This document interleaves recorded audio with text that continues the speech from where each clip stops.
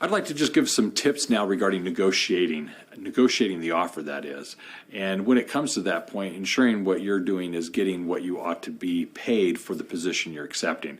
So I'm going to go back to earlier in a previous module, we talked about doing your research for the positions, going to the government site, perhaps using a salary guide to find out literally what the going wage is for a specific position that you're applying. Now, as you do this, you're going to have then some concrete information as to what that position ought to be paying based on the size of the company, the role you're going to be filling. But at this point, there's still some negotiation that could occur. So let me give you some ideas as to where you can come from a position of strength and really get paid ultimately what you ought to be paid for the position you may be accepting.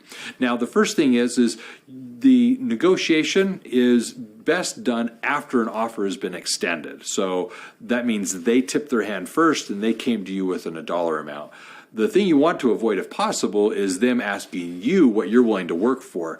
The idea here is avoiding the position of you saying something too low and them just saying, great, let's get them for less, or you're offering too high and them not considering you for the position because you kind of shot the moon and went for something more than maybe was realistic and that they had budgeted for. So the best thing is to let them come to you with an offer. Now, if they do kind of put you into a corner, you can definitely come at it with two responses. One is, this is what I was making at my last position, and I expect to be making it or more. That way you can at least ensure that they're not going to offer you less than you were making previously. The second is to give a range, and you can just intelligently say, well, I understand from my research with the government information, the salary guide, that this position for a company this size should be paying this range. And you can just state, this is what I have found, and that's what I expect you to be offering me in. And they may very well in the offer start you low, and after some tenure, say after 6 months, after a year, you'll be increased accordingly. These are the types of things that put you in a position of power because you did your research and you have numbers to base your information on. You obviously don't want to go backwards. This is what I was making before, and I expect to be making that or more, or this is the range for the position that I expect to take. Now, the other things that I want you to understand is with regards to the expectations, be prepared to offer things to the company to justify your compensation. I'm coming with this type of information, these types of contacts, this type of experience.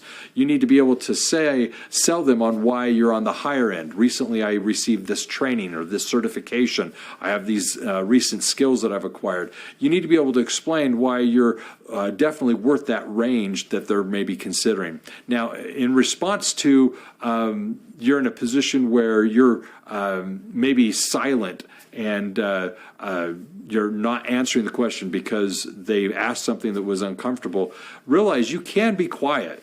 Just because somebody has asked a question, it's okay to think. You don't have to blurt out an answer. And one of the things that would be helpful here is to just basically say, maybe that's something we ought to talk about later. Maybe this is something we ought to, or I need to think about. Don't be afraid to simply say, I don't have an answer is my point. Now, the next thing I want you to understand is with regards to the negotiation, there are things that are monetarily that may not be included or stated in the job offer as to the compensation from a dollar point of view. You may actually have personal time off or benefits such as insurance, or let's say life insurance, or maybe it's dental insurance or optical care. There are a lot of other things, 401k for example, that may be in addition to the actual dollar compensation of the position. There may be cultural considerations, the fact that they have dinner provided or lunch provided on site.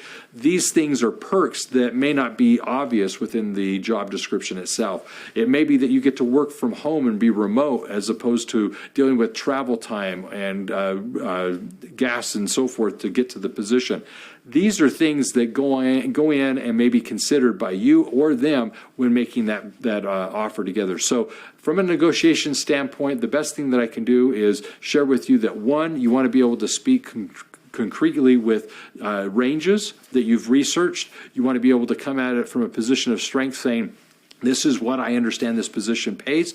And then the other part of this is to be able to stress the fact that this is what I was making before, so I intend to be making more than that, and that you're taking into consideration all the other benefits that are provided by the company in addition to the monetary compensation that you may be paid.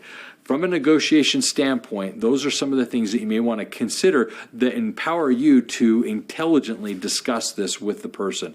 Now, if you happen to be working with a staffing agency that's helped you from a temp to perm or direct hire situation, they actually may be able to help with this because their job is to get you paid more, which then in turn affects the fee that they're able to get paid for having found you. So kind of keep these things in mind, and they will help you when you're offered a position to intelligently be able to kind of negotiate that and discuss it.